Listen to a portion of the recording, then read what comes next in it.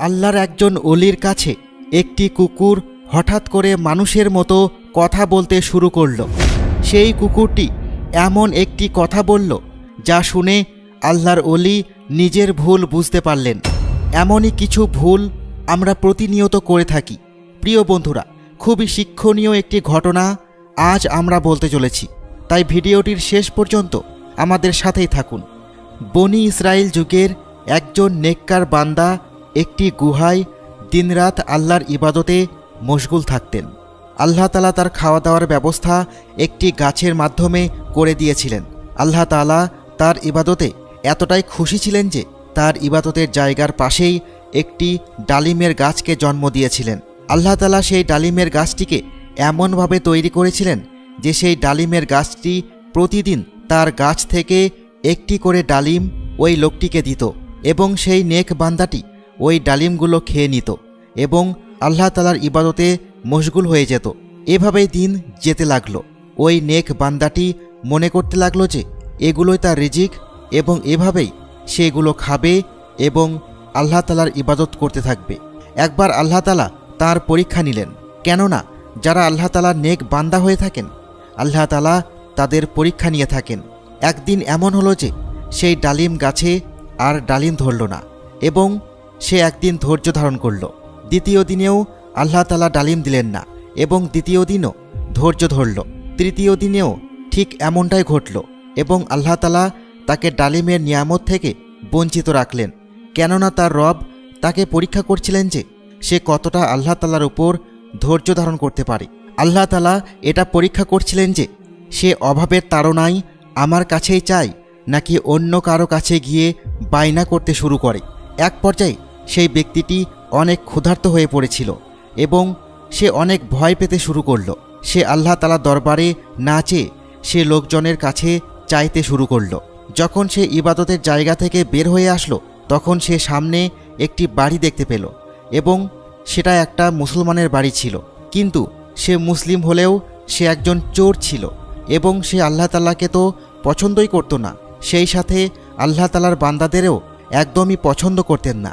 সে শুধুই নামমাত্র মুসলিম ছিল, তার মধ্যে এমন কোনো গুণই ছিল না যার কারণে তাকে একজন ভালো মুসলিম বলা যেতে পারত। যাই হোক, সেই নেককার বান্দাটি একসময় ওই চোরের বাড়িতে গিয়ে খাবার চাওয়ার কথা চিন্তা করে, কিন্তু পরক্ষণে সে ভাবল যে সে তো জানে সে একজন চোর।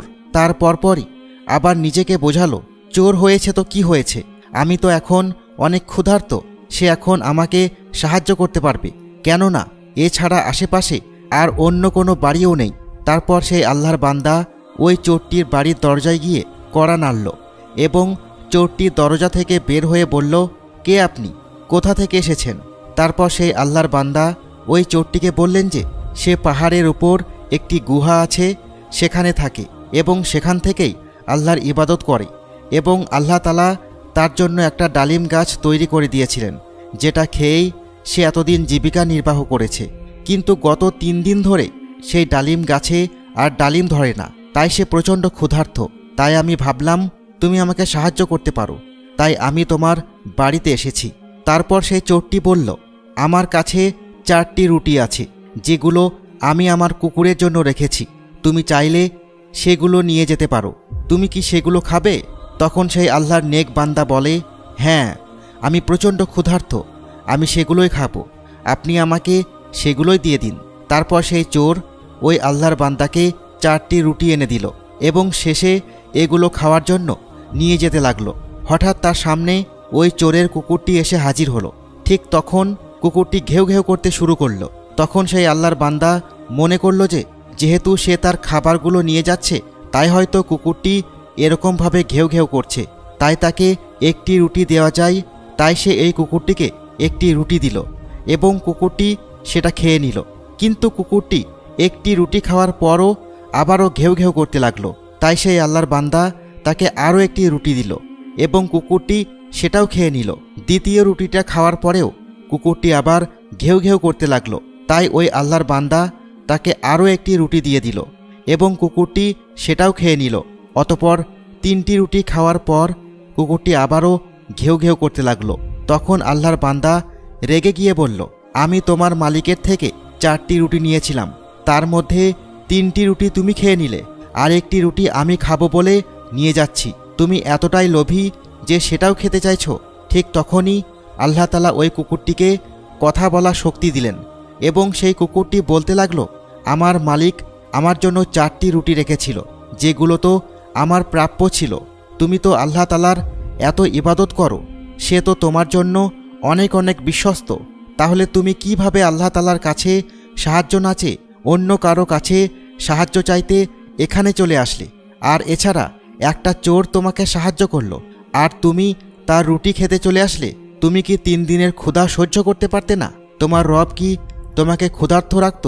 সে তো তোমার পরীক্ষা নিচ্ছিল। আমি তো একটি কুকুর, তুমি তো মানুষ। তোমার ভরসা কিভাবে তোমার রব থেকে সরে গেল? তুমি কি আল্লাহ তাআলার কাছে সাহায্য চাইতে পারতে না? তুমি কি আল্লাহ তাআলার কাছে দোয়া চাইতে পারতে না? কিন্তু তুমি সেটা না করে একটা চোরের কাছে সাহায্য চাইতে আসলে, যে কিনা তোমার আল্লাহকে মানে না।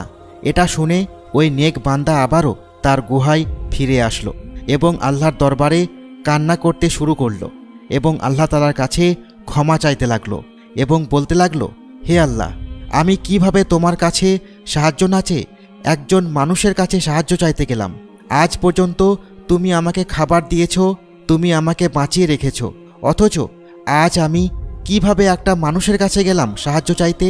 এবং সে বলতে লাগলো, হে আল্লাহ, আপনি আমার পরীক্ষা নিয়েছিলেন, অথচ আমি সেই পরীক্ষায় উত্তীর্ণ হতে পারলাম না।